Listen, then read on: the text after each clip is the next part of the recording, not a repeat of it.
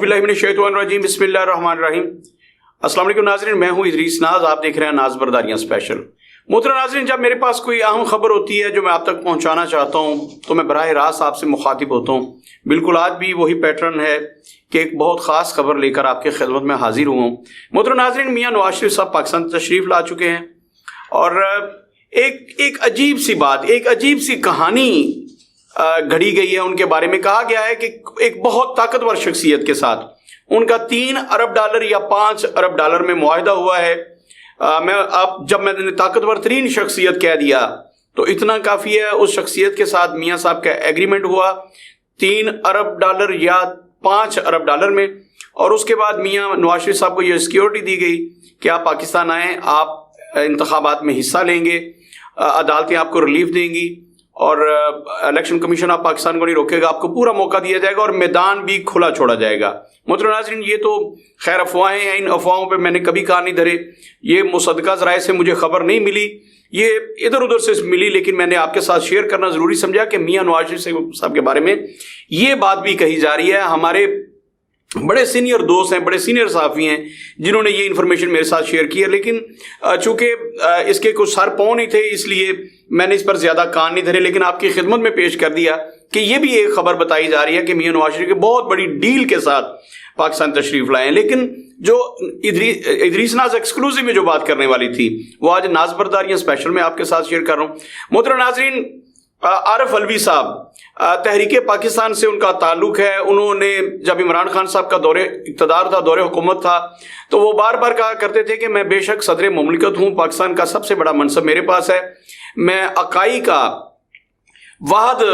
खुद मुख्तार सदर हूँ, लेकिन इसके बावजूद कहा करते थे कि मैं इमरान खान का अदना कारकुन हूँ, मेरा ताल्लुक पीटीआई से है और इमरान खान मेरे कायद हैं। यही वजह, जब भी कोई अहम बात होती थी सदर मुमलिकत झट से त्यारे में बैठते थे, लाहौर आते थे, और अगर इमरान खान साहब जमान पार्क में होते थे वहाँ की उनसे मीटिंग करते थे, मुशावरत करते थे और उनसे हुक्मनामा लेके वापस इस्लामाबाद जाते थे और जो इमरान खान साहब कहते थे वो करते थे। लेकिन 9 मई के वाक़यात के बाद उन्हें उज़्वे मुअत्तल बना दिया गया। उन्होंने हाथ पांव मारने की कोशिश की, लेकिन जो ताकतें थी उन्होंने उन्हें बताया कि आप इंसान बने, अगर आप ऐसा करेंगे और आपने पीटीआई का कारकुन बनने की कोशिश की तो फिर आप उसको भुगतेंगे, फिर 9 मई को आप भी भुगतेंगे। अब मोहतरम नाज़रीन, जो सबसे इंपॉर्टेंट खबर आपको देने जा रहा हूँ ये है कि आरिफ अलवी साहब पर इतना ज़्यादा दबाव बढ़ा दिया गया है, इतना ज़्यादा दबाव बढ़ा दिया गया है। थोड़े से आपको वाक़यात ज़रा कड़ी से कड़ियाँ मिला दूँ ताकि आपको समझने में आसानी हो। मोहतरम नाज़रीन, आपको याद है कि प्रैक्टिस एंड प्रोसीजर बिल जिसका बहुत ज़्यादा शोर था और जिस एक्ट के तहत जनाब इमरान खान साहब का साइफर का मुकदमा चल रहा है, जनाब आरिफ अलवी साहब का कहना था कि जब मेरे पास ये आया मंजूरी के लिए तो मैंने इस पर दस्तखत नहीं किए, बल्कि मैंने अपने प्रिंसिपल सेक्रेटरी उनसे कहा कि ये बिल आप वापस भिजवा दें। उन्होंने कहा कि मैंने एक मरतबा नहीं मुतअद्दिद मरतबा उन्हें कहा कि ये बिल आपने वापस भिजवा दिया है, तो उन्होंने कहा हाँ जी भिजवा दिया है। लेकिन 15 रोज गुजरने के बाद यह समझा जाता है कि सदर मुमलिकत ने उस पर ना भी सिग्नेचर किया, वापस ना भिजवाया हो, सरकारी तौर पर जैसे लिखत पढ़त के साथ वापस ना भिजवाया हो, तो उस पर सदर के दस्तखत समझे जाते हैं कि सख्त हो चुके हैं। तो आरिफ अलवी साहब ने शोरगोगा की, उन्होंने कहा जी मैंने तो दस्तखत नहीं किए, बल्कि मैंने अपने प्रिंसिपल सेक्रेटरी से बार बार कहा कि वापस भिजवाएं, लेकिन उन्होंने वापस नहीं भिजवाया, मेरी हुकूमत उली हुई है। मोहतरम नाज़रीन, ये इतना बड़ा इशू था, पाकिस्तान की तारीख का बड़ा इशू था, लेकिन ऐसे दबा दिया गया। इन्होंने मुतलका इदारों को लिखा और फिर अपने प्रिंसिपल सेक्रेटरी को कहा कि आप कैबिनेट डिवीजन में जाके रिपोर्ट कीजिए, मुझे आप नहीं चाहिए। इसके बावजूद कुछ ना हुआ, कोई इंक्वायरी नहीं। इंक्वायरी होनी चाहिए थी कि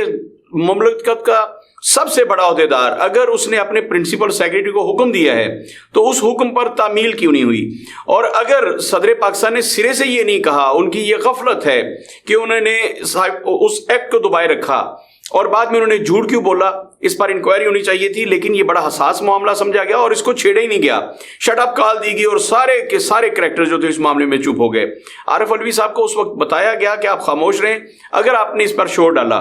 तो उनके पास एक फाइल भिजवाई गई जो उनके बेटे से मुतल्लिक थी, और उस फाइल में यह था कि उनके बेटे को कराची में सरकारी जमीन बहुत सस्ते दामों अलाट की गई थी, जिस पर उन्होंने हाउसिंग सोसाइटी बना रखी है। تو صدر مملکت کے پاس فائل بھیجی گئی کہ FIA اس پر تحقیقات کرنے والی ہے, آپ پر مقدمہ بنے گا, آپ کے بیٹے پر مقدمہ بنے گا. آپ کب تک اقتدار میں ہیں؟ جب تک آپ صدر ہیں. آپ کو تو کوئی نہیں چھیڑے گا, لیکن آپ نے ہمیشہ تو صدر نہیں رہنا. لیکن آپ کا بیٹا جو ہے وہ کل سے زیر طاب آنے والا ہے, اس کا مقدمہ کھلنے والا ہے. وہ غیر قانونی ہاؤسنگ سوسائٹی جو آپ نے بہت سستے داموں, یعنی کہ اونے پونے سمجھ لیجیے یا کوڑیوں کے بھاؤ آپ نے اپنے بیٹے کو الاٹ کر دیا, جو زمین جس پر اس نے ہاؤسنگ سوسائٹی بنا رکھی ہے. آپ نے بھی اپنے اقتدار کا اختیار کا ناجائز فائدہ اٹھایا. جیسے دوسرے بہتی گنگا میں ہاتھ دھوتے رہے, جیسے فرا گوگی کا نام آیا, جیسے عثمان بزدار صاحب مقدمات ہیں, جیسے سبھی پر مقدمات ہیں, اور کہا جاتا ہے کہ ہر بندے نے عمران خان صاحب کے دور میں بہتی گنگا میں ہاتھ دھوئے. عمران خان صاحب تو گھڑی چور کہہ کر انہیں بدنام کیا گیا, لیکن ان کے ارد گرد جو لوگ تھے انہوں نے اربوں خربوں کی کرپشن کی. تو جناب عارف علوی صاحب کو کہا گیا کہ آپ کے بیٹے نے بھی اربوں خربوں روپے کی جائیدادیں بنا لی ہیں, تو وہ کیس اوپن کیا جائے گا. لہذا بہتر یہ ہے کہ آپ باقی ماندہ جو مدت ہے, جب تک دوبارہ الیکشن نہیں ہو جاتے, آپ کا جانشین چن نہیں لیا جاتا. عبوری سیٹ اپ کے درمیان بھی حالانکہ ان کا ٹنیور ختم ہو چکا ہے, لیکن چونکہ اگلی حکومت نہیں آئی, تو جب تک نئی حکومت نہیں آتی, یا تو صدر آئینی طور پر اس وقت تک برقرار رہیں گے جب تک نئی اسمبلیاں, صوبائی قومی اسمبلیاں اور سینٹ مل کے نیا صدر منتخب نہیں کر لیتے, ان کا جانشین منتخب نہیں کر لیتے, تب تک یہی امور سلطنت نبھاتے رہیں گے. یا دوسری صورت یہ ہے کہ یہ اپنے عہدے سے از خود استعفیٰ دے دیں, اور پھر اس کے بعد سینٹ کے جو چیئرمین ہیں وہ صدر مملکت کا اختیار جو ہے ان کے پاس چلا جائے گا. یہ عہدہ بھی انہیں تفویض ہو جائے گا اور وہ امور مملکت سر انجام دیں گے. اگر سینٹ کا چیئرمین بھی نہ ہو تو پھر اسپیکر کے پاس یہ اختیار جاتا ہے. خیر, ہمارے یہاں صادق سنجرانی صاحب موجود ہیں جو ان کا عہدہ سنبھالنے کے لیے بڑے بےتاب ہیں, لیکن انہیں کہا گیا کہ آپ سے بہترین بندہ نہیں مل رہا, آپ PTI کے نہیں, اب پاکستان کے صدر بن کے رہیں, اور آپ نے کہیں بھی جانبداری شو نہیں ہونے دینی. اگر آپ نے ایسا کیا تو پھر آپ یاد رکھیے گا کہ آپ کو بھگتنا پڑے گا. انہیں جب دوسری فائلز دکھائی گئیں جن میں کرپشن کے بہت سارے ثبوت تھے, تو اس کے بعد صدر مملکت تو گھبرا گئے, لیکن ان سے کہیں زیادہ ان کی اہلیہ جو ہیں خاتون اول محترمہ سمینہ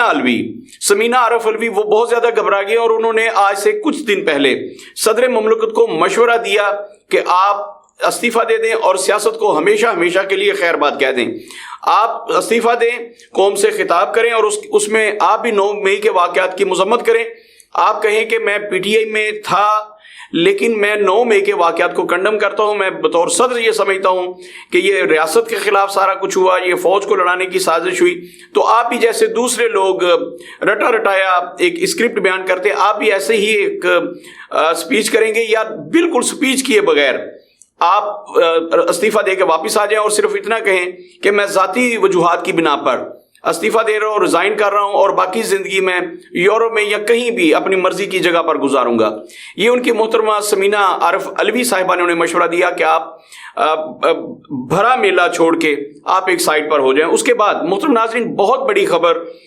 جو 1-2 دن میں شاید آپ تک پہنچے, وہ یہ کہ جب میاں نواز شریف صاحب عدالت سے فارغ ہو کر مری چلے گئے تھے, وہاں 2 روزہ ان کا قیام تھا. وہاں بہت ساری اہم شخصیات نے نواز شریف صاحب سے ملاقات کی ہے. ان میں بہت اہم اداروں کے سربراہان بھی موجود ہیں, اور میری اطلاعات کے مطابق یہ مصدقہ خبر ہے جو اب دینے جا رہا ہوں. میں نے پہلے کہا کہ وہ جو خبر تھی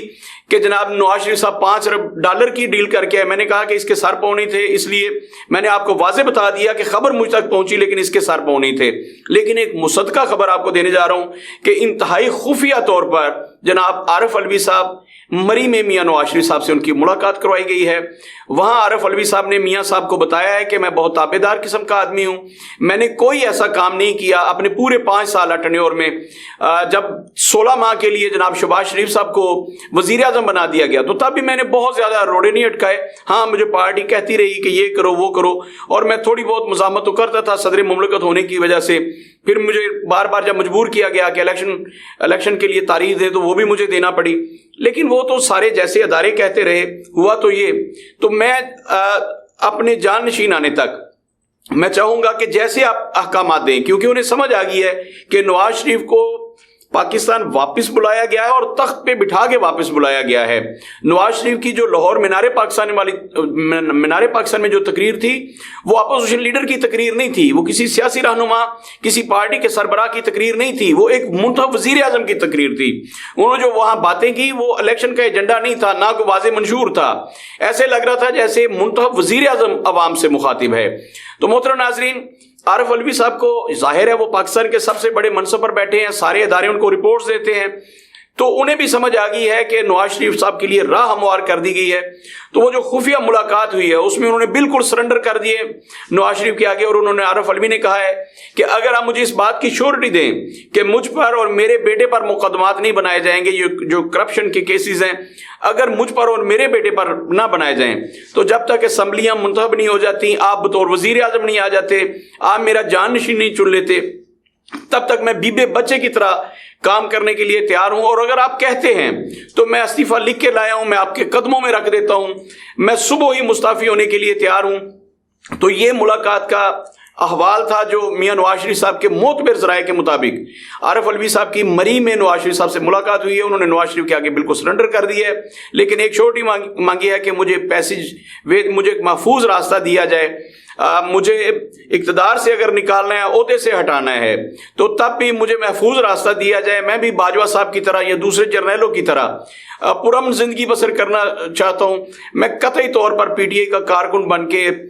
قطعی طور پر کام نہیں کرنا چاہتا۔ میں چاہتا ہوں کہ باقی ماندہ زندگی، ریٹائرمنٹ کی زندگی جو ہے وہ مجھے صدر کی پینشن ملتی رہے، مراحت ملتی رہے، لیکن میں کسی دوسرے ملک میں چلا جاؤں اور وہاں عزت کی زندگی بسر کروں۔ محترم ناظرین، یہ تو ان کی طرف سے تھا۔ میاں صاحب کا جو رد عمل تھا اس کے بارے میں ذرائع کہتے ہیں کہ میاں صاحب نے ابھی انہیں حتمی کوئی جواب نہیں دیا،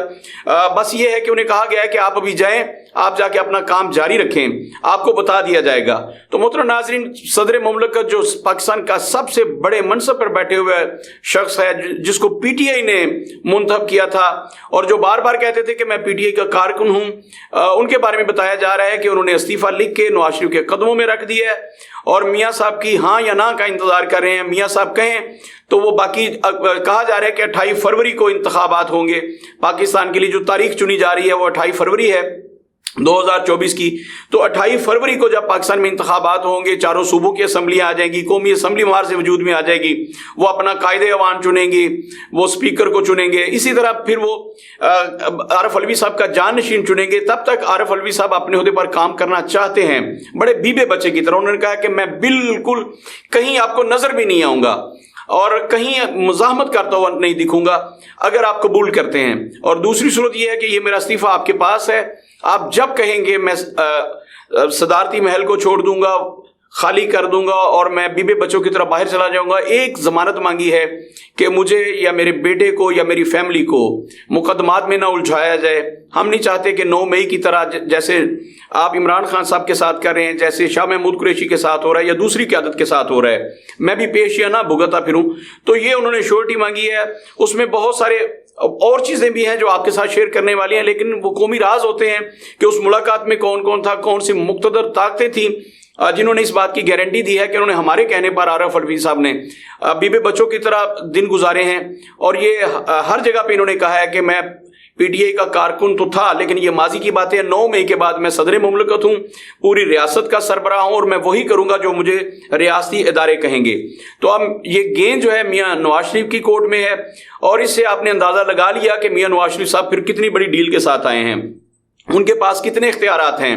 کہ ان سے صدر مملکت ملاقات کر کے مری میں خفیہ طور پر ان سے اپنی باقی زندگی کی بھیک مانگ رہے ہیں۔ تو یہ ایک انتہائی امپورٹنٹ بات تھی۔ اور محترم ناظرین، یہ جو شروع میں نے آپ کو بتائی کہ میاں نواز شریف صاحب کچھ ارب ڈالر کی ڈیل کر کے پاکستان واپس آئے ہیں، محترم ناظرین